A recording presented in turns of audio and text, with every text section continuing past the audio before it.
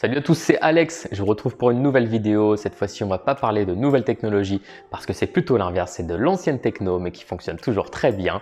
On va parler de la cafetière Bialetti, cafetière à l'italienne, cafetière à l'ancienne, qui donne du super bon café, qui est très joli. C'est une belle reproduction. Ça marche aujourd'hui sur de l'induction. Et puis en plus de ça, c'est écologique. Ça n'utilise pas de filtre. Le marc de café, vous pourrez le réutiliser pour autre chose. Voilà, c'est aussi une bonne chose. Du coup, cette vidéo pourra aussi vous servir de mode d'emploi si vous aussi vous voulez en acheter une et vous savez pas exactement comment la gérer. Parce que c'est pas si simple. Je vous cache pas que j'ai fait plusieurs mauvais cafés avant de faire quelque chose que j'aime. Attention, il n'y a pas d'électronique là-dedans, pas de minuteur ou quoi que ce soit. Il faut tout faire à l'ancienne et ça donne un petit côté cool aussi. Je vous montre tout ça.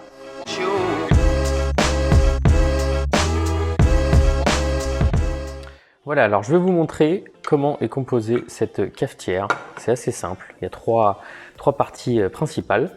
Donc on a la partie du haut ici qui va servir donc de récipient pour le café, qui va sortir par ce trou là ici aussi.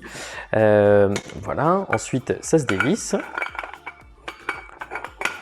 Voilà, on a le filtre qui du coup est ici. Voilà. Remplir de café et le réservoir d'eau. Et de ce fait-là, en fait, l'eau va bouillir, va passer par ici. Le café va être imprégné d'eau du coup bouillante et le tout va ressortir par ici. On va réceptionner et on sert et c'est prêt. Alors, du coup, ici, il y a une petite soupape de décompression. En fait, ce que je conseille du coup, c'est de remplir la cuve jusqu'au niveau de cette soupape. Alors, vous n'allez pas spécialement voir, mais voilà, vous verrez à l'intérieur, c'est juste en dessous ici qu'il faut s'arrêter. Ensuite, on place cette partie-là et on va ajouter le café. Alors, moi, ce que je conseille, il y a un trait ici. En fait, normalement, il faut tout remplir, il faut que ce soit à ras-bord. Sauf que ça va vous faire un café que vous ne pourrez pas boire. Bon, certains d'entre vous, en tout cas, si vous voulez du café très corsé, il faut tout remplir, il faut pas tasser, il faut juste tout remplir. Par contre, si vous voulez un café qui est bon, qui est quand même assez fort, mais raisonnablement, moi, je vous conseille de vous arrêter au trait ici. Donc, c'est ce qu'on va faire.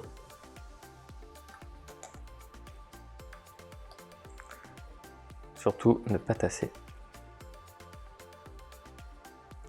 Voilà. Ça donne à peu près ça. Voilà. Ensuite, c'est tout simple. On remet du coup la partie haute. On visse. Et voilà. Voilà, donc on va passer maintenant à l'extraction. On va chauffer tout ça. Alors, sur une plaque comme celle-ci qui est de 2000 watts, le meilleur compromis que j'ai trouvé, c'est le thermostat 7. De cette manière, le café va bien chauffer, mais pas trop rapidement non plus, comme ça il ne risque pas d'être brûlé. De toute façon, on va le voir parce que l'extraction va se faire assez lentement. C'est vraiment le bon compromis que j'ai trouvé et ça donne le café que j'aime en tout cas. Je vais laisser le couvercle ouvert, comme ça vous verrez l'extraction. Et une fois que donc l'ébullition va commencer à vraiment se faire entendre, ça donne environ le niveau à peu près du 3/4 du réservoir ici. Tout de suite, je vais refermer et puis je vais déplacer la cafetière et le reste du café va continuer à s'extraire tout doucement.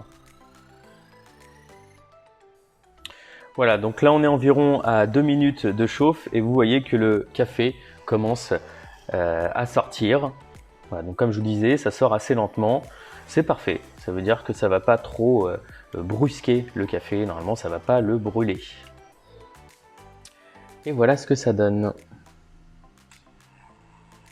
Voilà, je ne sais pas si vous allez entendre le bruit de l'ébullition. En tout cas, ça coule doucement comme ça. Alors je conseille quand même de fermer le couvercle parce qu'à un moment donné, ça commence à éclabousser un petit peu quand on arrive sur la fin au niveau de l'eau. Donc forcément, ça éclabousse et c'est bouillant, donc c'est dangereux. Voilà, donc c'est terminé. Je la déplace tout de suite au milieu. Il ne reste plus qu'à déguster. De plus, le bec verseur marche très très bien. Hop. Voilà, et en ce qui concerne le nettoyage, vraiment pas de prise de tête, tout se fait à l'eau, c'est vraiment recommandé de le faire à l'eau simple, sans produit, sans rien du tout. Et surtout, ce qu'il faut respecter, c'est que chaque élément sèche bien avant de la remonter. Voilà.